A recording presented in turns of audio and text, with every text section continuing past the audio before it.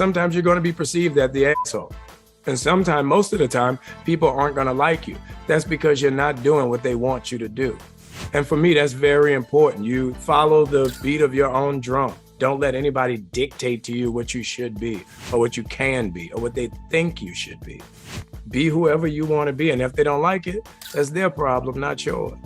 And that's kind of something that I've always kind of lived by. Trying to get my kids to like me. That is the most stressful thing on earth. Like you sit there and wait to see if they're going to text you back. But you call and you see if they're going to call you back.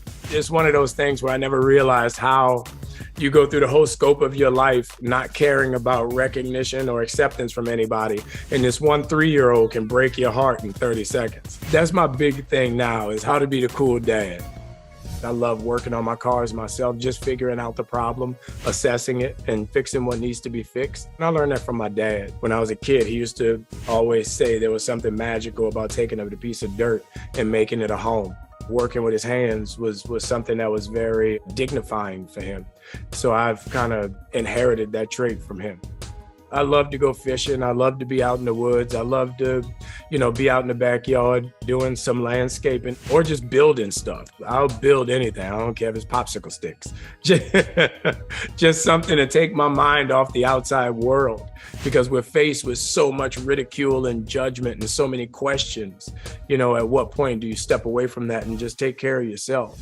Giving back is very important to me because it keeps me specifically grounded. It keeps me humble. A lot of times you drive past people and you never know what their experience is in day-to-day life. So when I give back, it's really an opportunity to see what other people are going through and how other people live. So I can know how fortunate I am. So I can know how fortunate my kids are.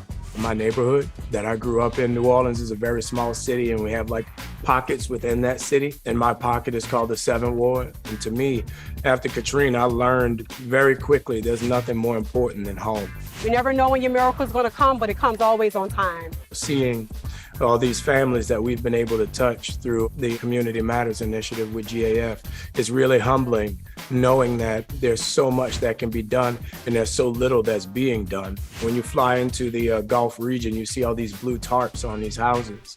And those are people who haven't been able to afford to get their homes fixed back up. So to give somebody the opportunity to make their home whole, holistically, that helps me mind, body, and soul. It makes me feel good, and I learn a little bit more about myself. Not so much I need the pat on the back, or not so much I want the recognition, but the idea of seeing someone smile, seeing someone being transformed by the idea of social work and aid. If I can give that little bit of joy, that makes me feel good as well.